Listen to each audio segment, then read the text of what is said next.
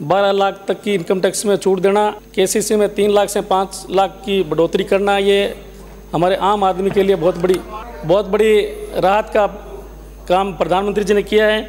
Paper leak और नकल की घटनाओं पर जिस तरीके से माननीय मुख्यमंत्री जी भजन लाल जी ने अंकुश लगाए, बहुत ही सराहनीय काम किया है। घर बैठे कमाए 1500 रुपए प्रतिदिन, वो भी विदाउट इन्वेस्टमेंट। बस डाउनलोड करें बैंक साथी ऐप, फ्री ट्रेनिंग लेकर कमाना शुरू करें। बैंक साथी से जुड़कर 15 लाख लोगों के सपने हुए पूरे। अब बारी है आपकी।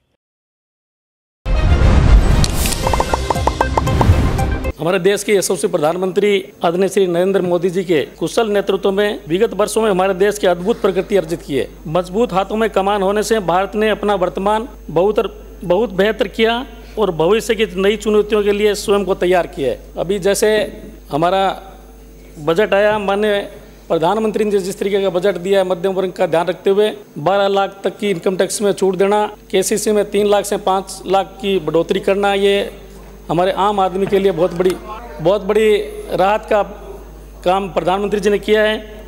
माननीय मुख्यमंत्री जी श्री भजन लाल जी शर्मा ने 1 वर्ष के कार्यकाल में प्रदेश में समग्र विकास के दूरगामी निर्णय किए गए हैं, जिनसे हमारी माताओं बहनों, युवा, किसान भाइयों, श्रमिकों सहित समाज के हर वर्ग का जीवन बेहतर हुआ है। माननीय मुख्यमंत्री जी ने भी जो संकल्प पत्र भारतीय जनता पार्टी का था उसको 50% से अधिक लागू कर दिया गया है और समय समय पर इसकी पूरी मॉनिटरिंग भी की जा रही है। माननीय सभापति महोदय, जिस तरीके से माननीय मुख्यमंत्री जी ने rising Rajasthan global investment summit सरकार के कार्यकाल के पहले ही साल में समिट का आयोजन कर 35 लाख करोड़ रुपए के निवेश की मजबूत बुनियादी रखी गई है।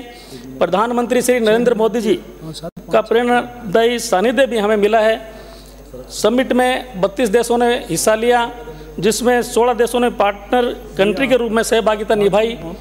राजस्थान एक जिला एक उत्पाद नीति 2024, micro small and medium enterprises MSME नीति 2024 लागू की गई है, जिससे रोजगार के सुअवसर मिलेंगे, उद्योग को बढ़ावा मिलेगा।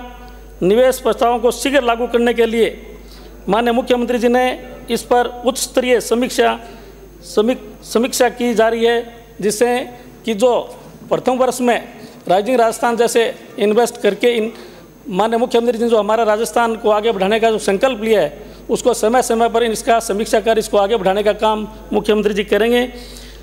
माननीय सभापति महोदय, नदियों को जोड़ने का कार्य हमारे पूर्व प्रधानमंत्री अटल बिहारी वाजपेयी साहब का जो सपना था, उसको साकार करने के लिए हमारे देश के यशस्वी प्रधानमंत्री जी नरेंद्र मोदी जी ने जिस तरीके से नदियों को जोड़ने का काम हाथ में लिया है, पूरे मुख्यमंत्री वसुंधरा राजे जी के समय में जिस तरीके से ERCP योजना का महत्वाकांक्षी विजन प्रस्तुत किया था, उसको इस सरकार ने, विगत सरकार कांग्रेस सरकार ने जिस तरीके से परियोजना को अटकाया, माननीय हमारे राजस्थान के मुख्यमंत्री श्री भजन लाल जी ने संशोधित पार्वती लिंक चंबल परियोजना, इसे जबकि अब राम जल सेतु लिंक परियोजना के रूप में धरातल पर क्रियान्वित करने की दिशा में मजबूत पहल की है। राम जल सेतु लिंक अभी बता रहे थे कि राम के नाम पे ये एक संयोग है कि राजस्थान का नाम रा लिया गया हो और मध्य प्रदेश का नाम मैं, ये एक संयोग से राम का नाम पड़ा गया है, तो बहुत ही हमारे लिए बहुत ही अच्छी बात है। मैं इसके लिए हमारे मुख्यमंत्री जी को धन्यवाद देना चाहूँगा कि ऐसी बड़ी परियोजना लाकर हमारे राजस्थान के 17 जिलों को इसमें बेनिफिट मिलेगा और करीब 4 लाख हेक्टेयर सिंचित क्षेत्र और 3 करोड़ से अधिक लोगों को पेयजल की सुविधा मिलेगी। IGNP नहर की मैं बात करूं, IGNP नहर में भी हमारे माननीय मुख्यमंत्री जी ने 2,816 करोड़ रुपए का बजट देकर 14,517 हेक्टेयर क्षेत्र में अतिरिक्त सिंचित सुविधा उपलब्ध कराई है। इसके तहत मेरे खाजोड़ा विधानसभा क्षेत्र में भी अनूपगढ़ ब्रांच और कमर्शियल लिफ्ट के तहत करीब 100 करोड़ रुपए अनूपगढ़ ब्रांच के खालों का सुदृढ़ करने का काम करने का उन्होंने बजट दिया है और कमर्शियल लिफ्ट के तहत उन्होंने 185 करोड़ रुपए देकर हमारे जितने भी खाड़े जो जर्जर हालत में हैं उनको सुदृढ़ करने का काम माननीय मुख्यमंत्री जी ने इतना बजट देकर हमें किया है। पेयजल की हम बात करें, जल जीवन मिशन के तहत पूर्ववर्ती सरकार ने जिस तरीके से हर घर जल नल से पहुंचाने का जो बड़ा उनको अवसर मिला था, लेकिन दुर्भाग्य से उन्होंने इसे प्रारंभ करने में कीमती समय जाया किया और जब कार्य प्रारंभ किया तो इसमें कई घोटाले हुए, पूरे देश में हमारी बदनामी हुई। माननीय मुख्यमंत्री जी ने अभी हमारी सरकार ने 6,991 करोड़ रुपए खर्च कर 11,17,000 परिवारों को नल से जल उपलब्ध कराने का जो काम किया है, बड़ा ऐतिहासिक काम है। मैं माने इस अवसर पर माननीय मुख्यमंत्री जी को धन्यवाद देना चाहूँगा। अमृत जल 2.20 योजना के अंतर्गत प्रदेश के 183 शहरों की पेयजल व्यवस्था में सुधार के लिए 5,123 करोड़ रुपए के कार्य की स्वीकृतियां जारी की गई है, जिसके तहत मेरे खाजोड़ा विधानसभा क्षेत्र में भी माननीय मुख्यमंत्री जी ने 25 करोड़ रुपए देकर खाजोड़ा की जो पेयजल व्यवस्था थी उसको सुधारने का जो काम किया है, इसके लिए भी मैं माननीय मुख्यमंत्री जी का आभार प्रकट करना चाहूँगा। माननीय अध्यक्ष महोदय, जिस तरीके से बात कर रहे हैं हमारे विपक्ष के लोग पेपर लीक और नकल की घटनाओं पर, जिस तरीके से माननीय मुख्यमंत्री जी भजन लाल जी ने अंकुश लगाए, बहुत ही सराहनीय काम किया है। मैं इसके लिए माननीय मुख्यमंत्री जी के मजबूत इरादों के साथ जो काम किया है उनको मैं धन्यवाद देना चाहूँगा।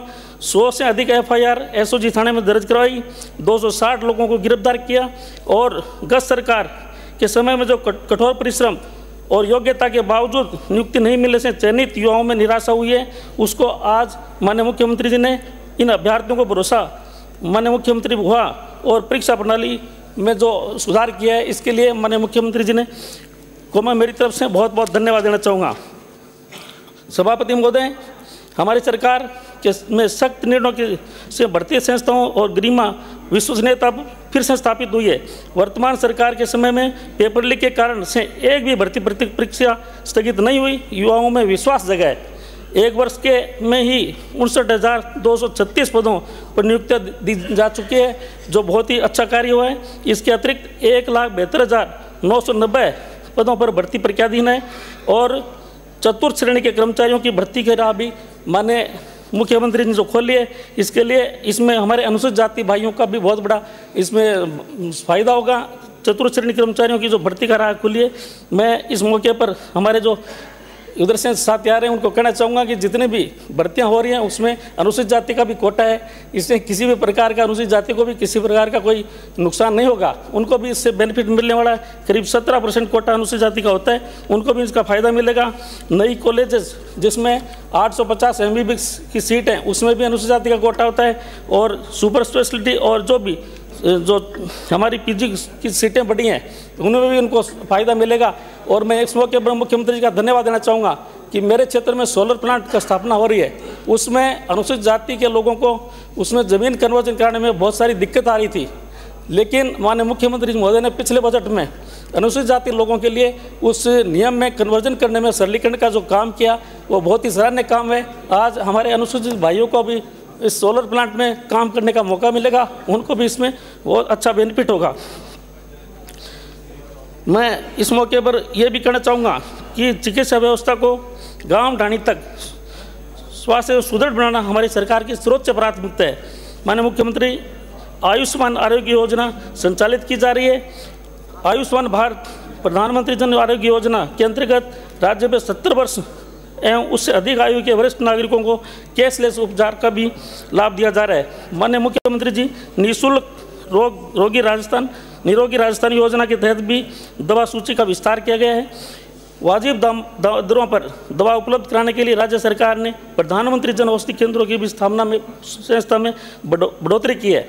राज्य में 236 नए जन औषधि केंद्र खोले गए हैं। राज्य में अब कुल 437 जन औषधि केंद्र संचालित किए जा रहे हैं, जिससे कि आम गरीब आदमी को उचित मूल्य पर वाजिब दरों पर दवाइयों का वितरण किया जाएगा।